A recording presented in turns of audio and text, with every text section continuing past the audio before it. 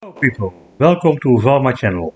We are a young YouTube channel with videos and documentaries on travels, recipes, nature, beaches, festivals, history, enjoyment, Dutch culture, carnival and of course Gambia.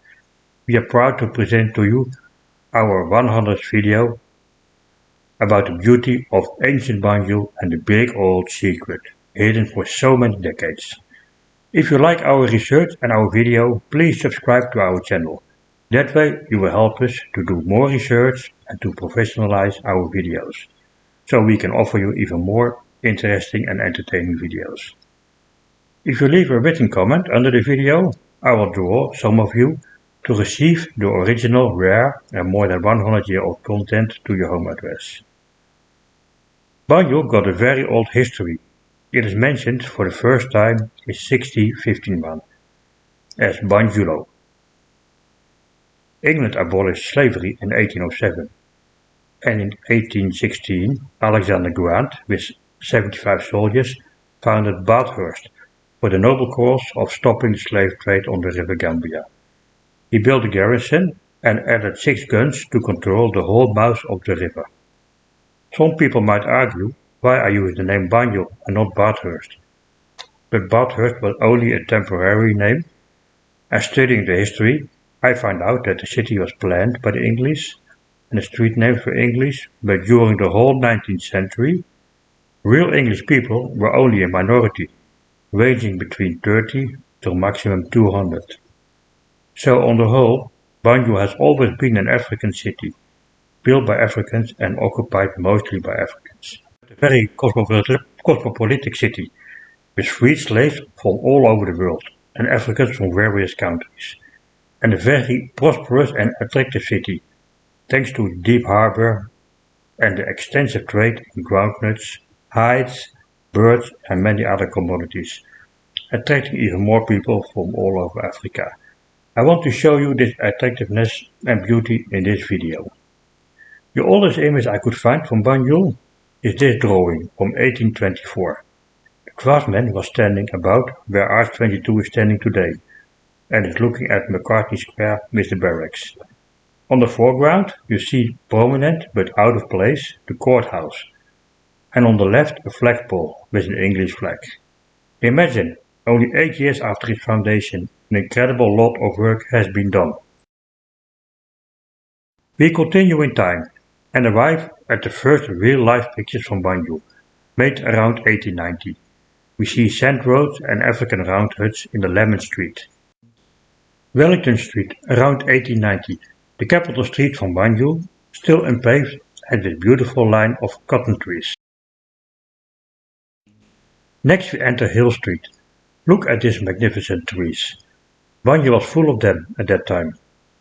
How I wish nowadays Gambians would not consider big trees as just a pile of unused firewood, but as wonders of nature and witnesses of history and of brothers from their own ancestors. We continue to Stanley Street with a water well and natural fences made from bamboo or reed. And look how incredibly clean the street is. People still respected nature and their own environment. A beautiful 2-story house is Soldier Town, where the retired soldiers and their families lived. Banjul was a trading city. Most important was the groundnut trade, followed by the bird and the hide trade. Picture is from around 1900. Here the groundnuts are filled in bags, ready to ship overseas. Picture around 1900. In the shaded courtyard from a factory, women are sorting out the groundnuts.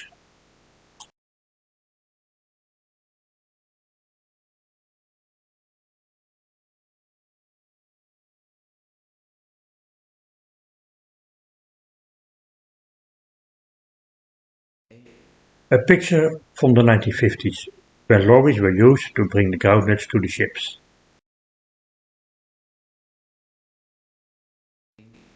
As you can see, groundnut trade was a big industry around 1910, giving a lot of men and women jobs. And look at the big dovecote in the middle. Were pigeons eaten at that time? The same picture, but then colored.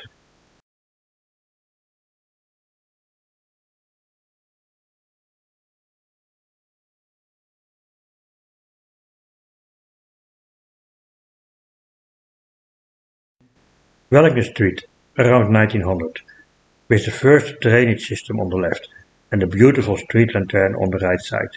Most probably this is a carpet gas lantern. Around 1905, the street was paved and a concrete drainage system was installed. Electricity poles lined the street. Around the same time, Lemon Street was connected to the drainage system.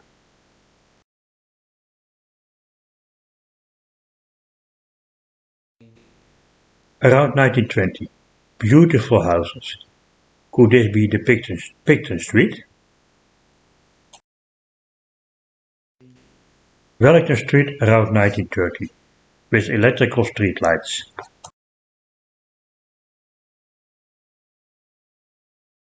Around 1900, one of the local neighborhoods slowly grown together with Banjul, making it a bigger city.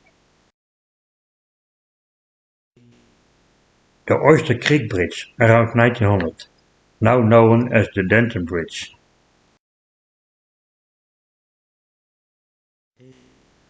Buckle Street around 1930, we see telegraph and electricity poles, streetlight on the right pole, and a man cleaning the street on the left. Woman with child leaving the baby clinic around 1930.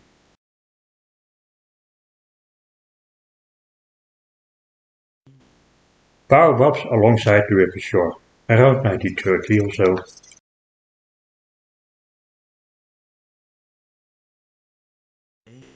McCarthy Square with Church of England and the barracks around 1920.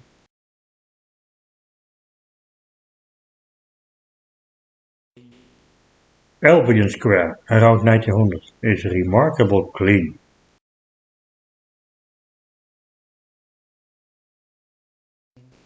Halfdye got its name in 1837, when lots of people died from yellow fever, and was confirmed again by the death of 1,200 people after the cholera epidemic in 1869. Here in 1910, it almost looks like paradise on the shores of the river. Beautiful general view on Banjul, around 1920, probably taken from a ship's mast. Catholic procession on Picton Street, around 1920.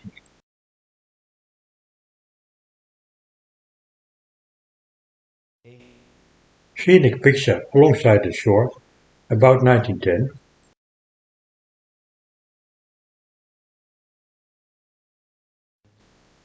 Picton Street with high buildings, around 1910.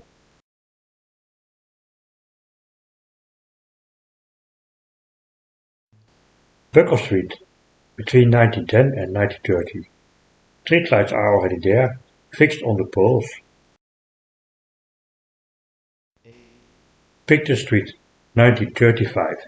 Spacious street with beautiful houses and a nice car. McCarthy Square, 1907, with the government building.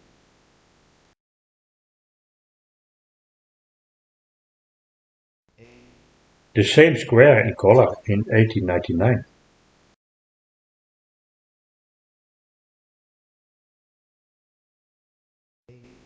Wellington Street again, around 1900.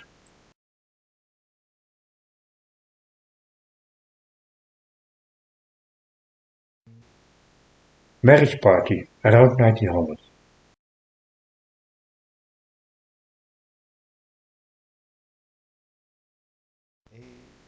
(1905) Wellington Street in color.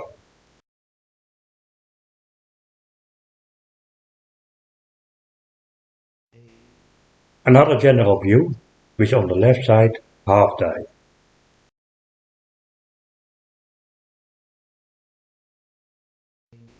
(1910) Looking towards the governmental wharfs.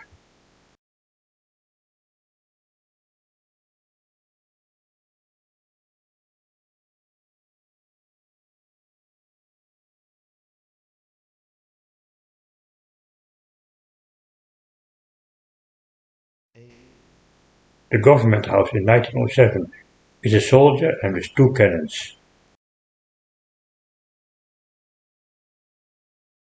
View from a ship in 1904.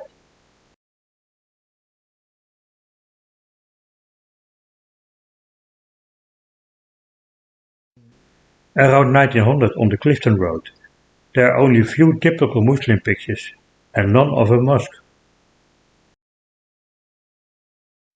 A very sharp picture from the McCarthy Square around 1907.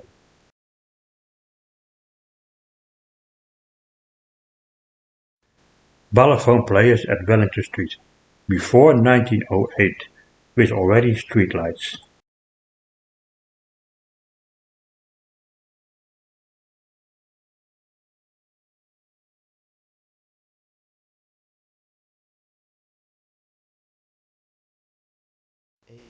Local community at the riverside.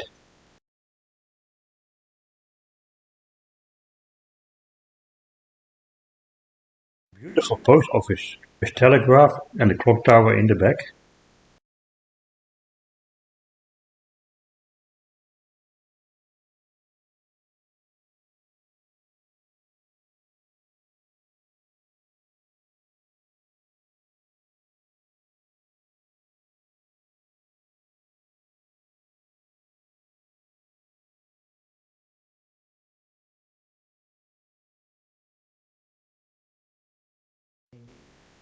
Filling the groundnut bags to ship them overseas.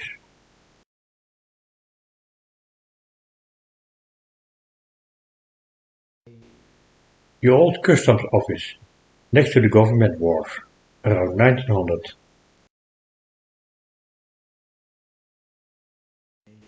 Is this picture taken from the balcony of the government house?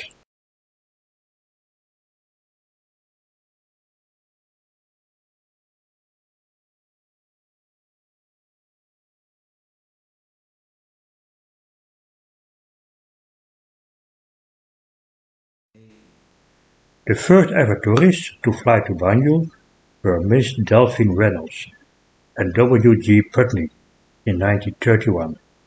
They came by hydroplane.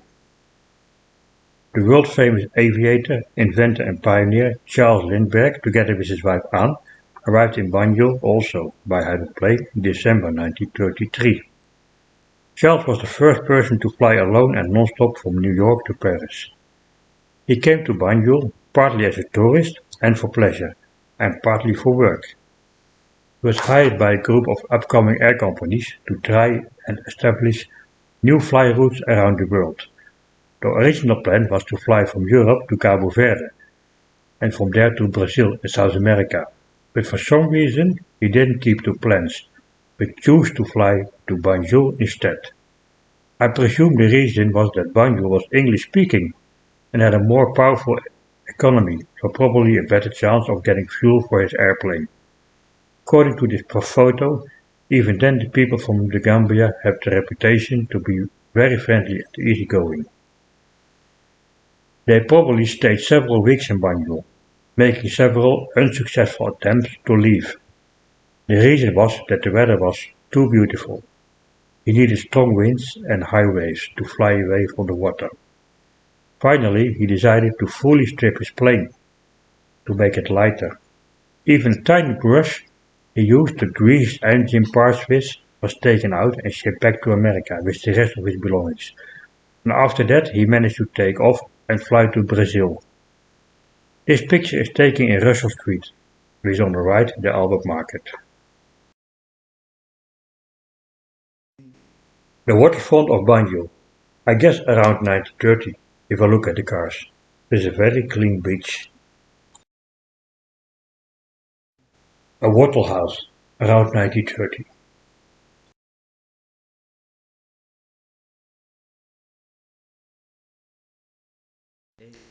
Playing children and a cyclist at Dobson Street, around 1930.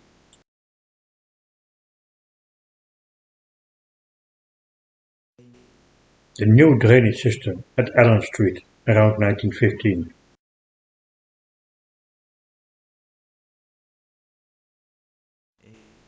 Church of England, around 1920.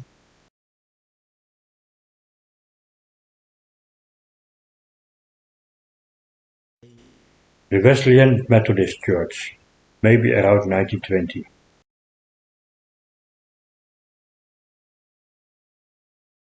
Catholic church in Picton Street was completed in 1916. This picture will have been made not long after that. Wesleyan Church in the 1930s.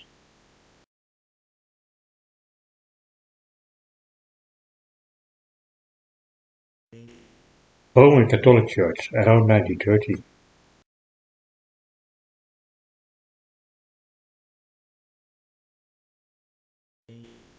Wesleyan Church around 1920.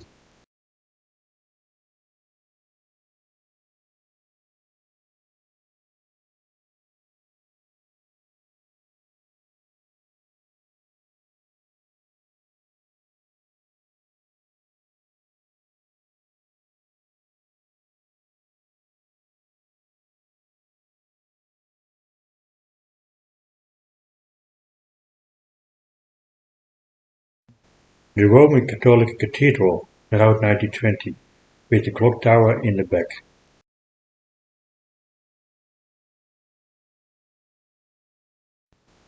Corner from Hagen Street with Picton Street, after 1916, where the church was completed.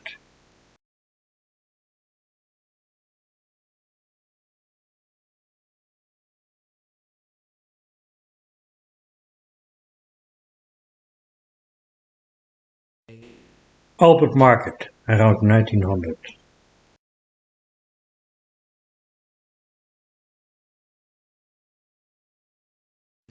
Open Square at the Market around 1920.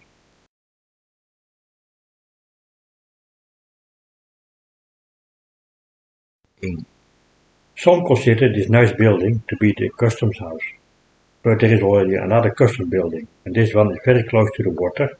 Two ships just lay behind it, and for such a nice building, it is more or less on the wrong side of the street.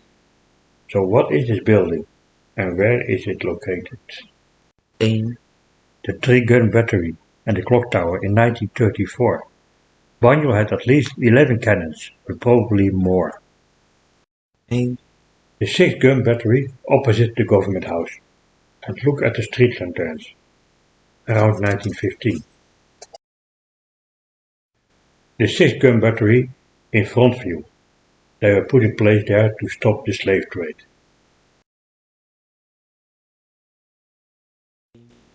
Now it's time to reveal the big old secret from Banjul. It was hidden for so many decades. Do you already have an idea?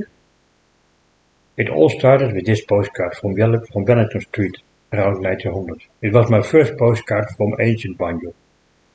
Do you already know what I want to reveal? Let me give you a hint. Former President May was talking about it during his last campaigns. On my second postcard from Wellington Street, I saw suddenly straight lines and realized that 115 years ago, from 1907, there were railways in Gambia. After studying the internet, I found out that Banjul had two Decouville small track lines, and in total, Gambia had 6 railways.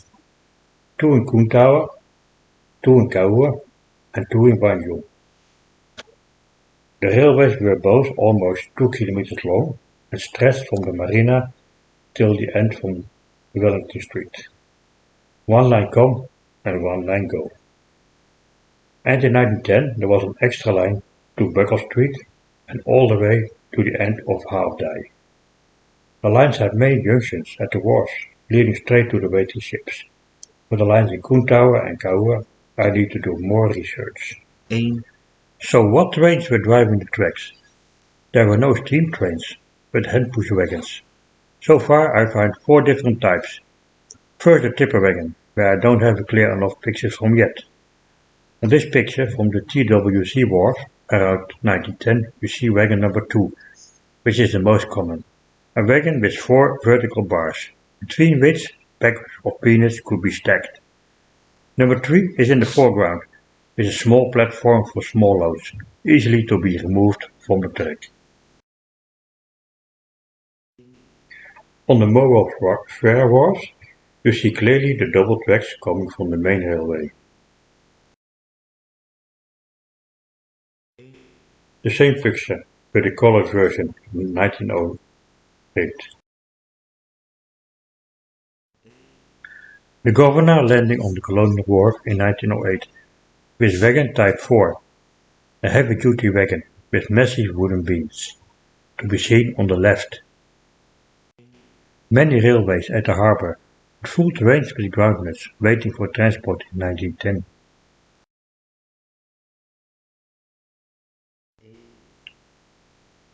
The famous Albert Market with railways.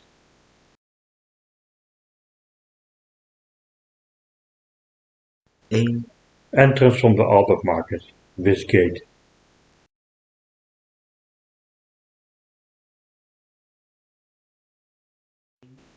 Turning point from railways, maybe at the corner from the Buckle Street.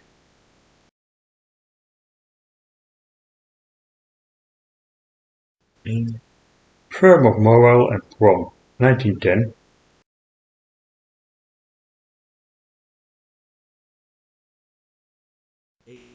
Port with full and empty wagon, 1909.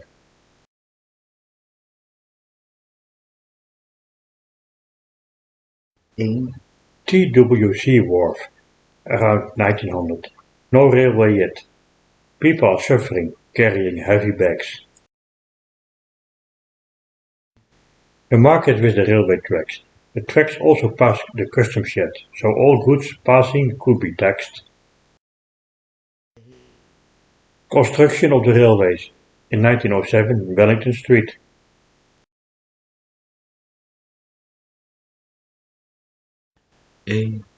Government Wharf entrance with a railway junction.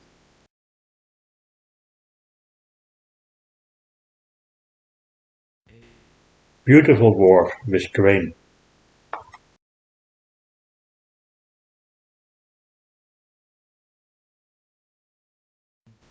Railway tracks going on the beach, maybe at half-day, just after 1910.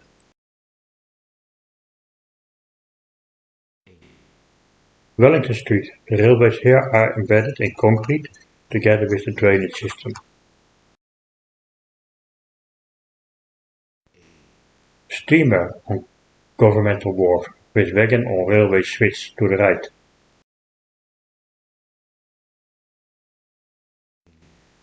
Wellington Street. Magnificent baobab tree alongside the railway track in 1910.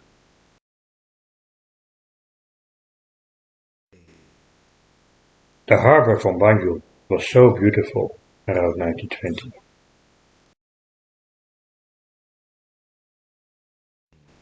Wellington Street, with astonishing tree, two people pushing wagon Type 2. Wellington Street again.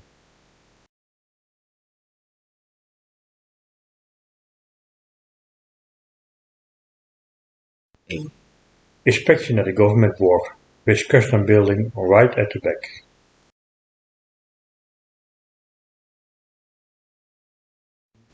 A wharf with railway being built in 1907.